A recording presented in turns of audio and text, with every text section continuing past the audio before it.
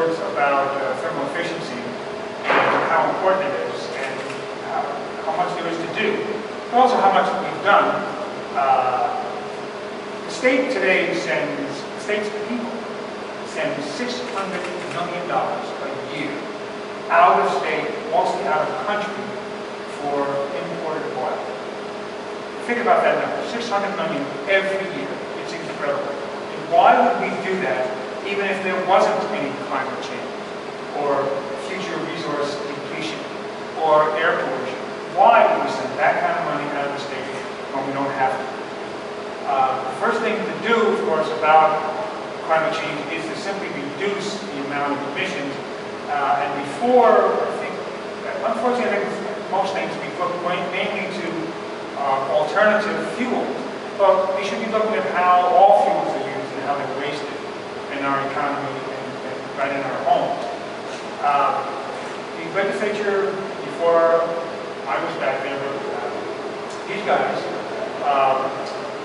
passed a good law requiring the state to meet certain goals, and they're relatively ambitious, and they're really good, and they're really important. And they created a task force to work on that, to tell us what we need to do to bring it about. And that task force was released a report last winter in time for the legislature, and we spent a lot of time on that report.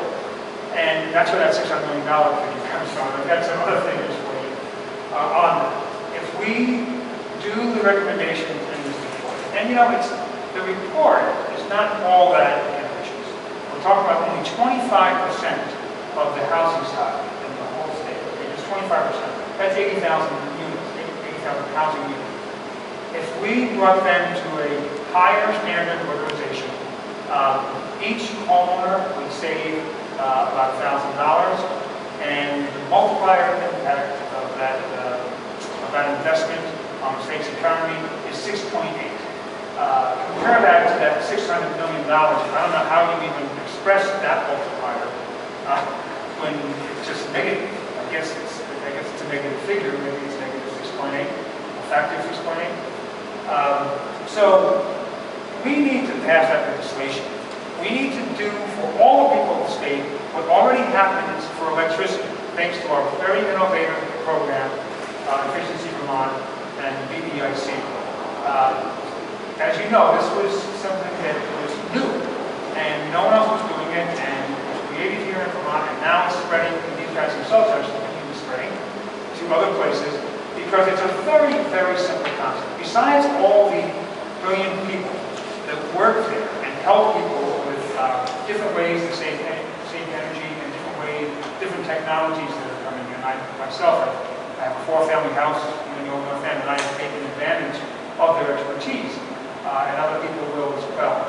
But let's face it, the best thing about the program is the cash incentives. That's what makes things happen. Money talks. You know, you can't make money without spending some. You can't save some without actually putting that money in the bank. That's the main thing these guys do. They give incentives. They're substantial, and they make things happen. They make the difference between whether an investment will be made or not made. And with that, it's not so little. I'm going to give you an example. We have that program, and we have another really good program, the Vermont Gas, their efficiency program, but it's only for customers of that. And I'm one of their customers of it. And I have a 4-family house that was condemned by the city to a tremendous amount of work. It still needs a tremendous amount of work. But we've pretty much done the insulation and the new windows and the solar system.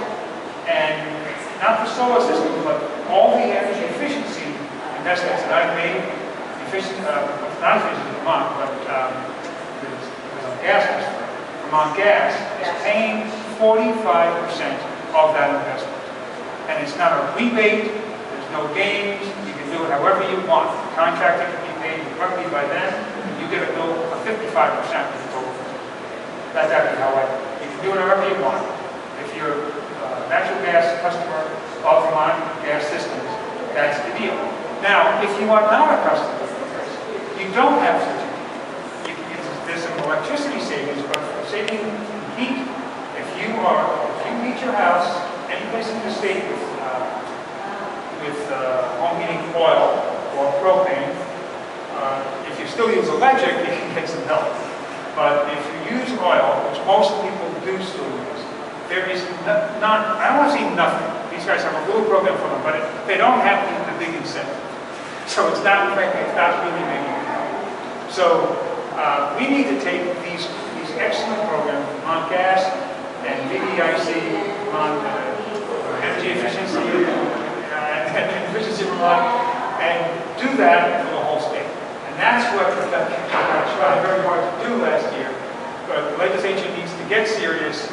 And by the way, if you wonder where this money comes from, the incentive, just look on your electric bill. In your home bill, you'll see a very small charge. That goes to these guys. What is that called? Systems benefit charge. The systems benefit charge. Maybe you can talk about that. I can talk about that. Okay, yeah. So there's this little charge, believe me, it's small. But in the aggregate, it's a lot. And then they make the incentive. You do the same thing for oil customers, a small charge.